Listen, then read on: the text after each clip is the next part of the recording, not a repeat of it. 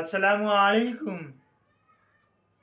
জি, আমি ডাক্তার মীর শহীদুল ইসলাম চিকিৎসা বিজ্ঞানের গুরুত্বপূর্ণ একটা তথ্য আপনাদের মাঝে শেয়ার করব। আজকের যে তথ্যটা শেয়ার করতে যাচ্ছি সেটা হলো ইন্টারকোর্সের ভূমিকা, অর্থাৎ গর্ভধারণের জন্য ইন্টারকোর্স অথবা যৌন মিলনের ভূমিকা। যৌন মিলনের ভূমিকা গর্ভধারণের জন্য অপরিসীম, অর্থাৎ যৌন মিলন না করলে গর্ভধারণের কথা পরিকল্পনাও করা যায় না। তো কখন যৌন মিলন করতে হবে? যে যৌন মিলনের একটা নির্দিষ্ট একটা সময় আছে, এই সময়টাকে আমরা চিকিৎসকরা বলে থাকি ওভুলেশন। এই ওভুলেশন পিরিয়ডে যদি যৌন মিলন করা যায় তাহলে 100% চান্স থাকে কনসেপ্ট করার। হ্যাঁ, যদি বিশেষ করে পুরুষ ইনফার্টিলিটি না হয়, মহিলা যদি ইনফার্টিলিটি যদি না হয়, অর্থাৎ পুরুষের যদি স্পার্ম কাউন্টিং যদি ভালো থাকে, হ্যাঁ, অলিগোস্পার্মিয়া যদি না থাকে, অ্যাজোস্পার্মিয়া যদি না থাকে, মহিলাদের যদি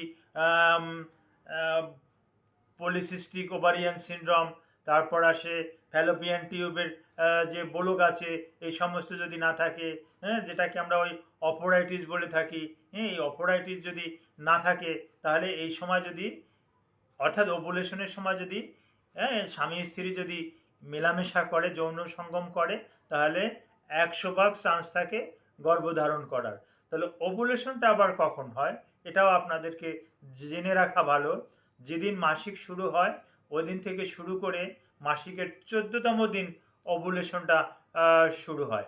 ওভুলেশনটা শুরু হওয়া মানে একটা ওই ওভারি থেকে পরিপক্ক একটা ডিম্ব বাহির হয়ে আসা, এটা ফ্যালোপিয়ান টিউব দিয়া বাহির হয়ে আসে। এটা ওই বাহির হয়ে এসে ওই ফ্যালোপিয়ান টিউবই জাইগোট ঘটে, জাইগোট ঘটার পর ওখান থেকে কিন্তু ওটা নিরাপদ আশ্রয় নেয় কিন্তু ইউট্রাসের তথা জরায়ুর ওয়ালে। তো এই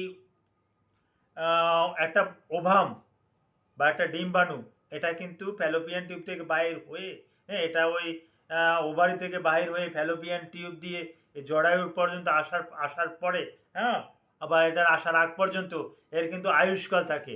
এর আয়ুষ্কাল কিন্তু 48 ঘন্টা। 48 ঘন্টা কিন্তু বেঁচে থাকতে পারে। এই 48 ঘন্টার ভিতরে যদি সে ওই পুরুষের যদি স্পাম পেয়ে যায় তাহলেই কিন্তু গর্ভধারণ সম্ভব। অনুরূপ পুরুষের যে একটা স্পাম আছে, শুক্রাণু আছে, এই শুক্রাণুটা 72 ঘন্টা বাঁচতে পারে। হ্যাঁ, এই 72 ঘন্টা আর ভিতরে যদি একটা পুরুষের ওই স্পামের সাথে যদি একটা ডিম্বাণুর যদি মিলন ঘটে তাহলেই জাইগোট হওয়া কিন্তু সম্ভব, তাহলেই গর্ভধারণ সম্ভব সম্ভব হয়। আশা করি গর্ভধারণে ইন্টারকোর্সের ভূমিকা বুঝতে পেরেছেন। আর ওই ওভুলেশন পিরিয়ডে আপনাদেরকে কিন্তু ঘন ঘন ইন্টারকোর্স করতে হবে, বারে বারে মেলামেশা করতে হবে, অর্থাৎ প্রতিদিন নিয়মিত কিন্তু মেলামেশা করতে হবে। প্রতিদিন না পারলেও একদিন অন্তর অন্তর কিন্তু স্বামী স্ত্রী কিন্তু মেলামেশা কিন্তু করতেই হবে। হ্যাঁ, এটার বিকল্প কিন্তু কোনো সিস্টেম নাই। হ্যাঁ, মেলামেশার বিকল্প নাই। হ্যাঁ, মেলামেশার মাধ্যমেই এটা হবে। আবার বিকল্প নাই এটা বলাটাও ভুল। হ্যাঁ, এখন অতি অত্যাধুনিক সিস্টেমে, হ্যাঁ, আর ডক্টররা, বিশেষ করে আমরা ওই ইনফার্টিলিটি বিভাগের ওই আইভিএফ যারা করে, হ্যাঁ, তাদের কাছেও তো রুগী পাঠিয়ে দিয়ে ভালো একটা ফল পেয়ে থাকি। Thank you all.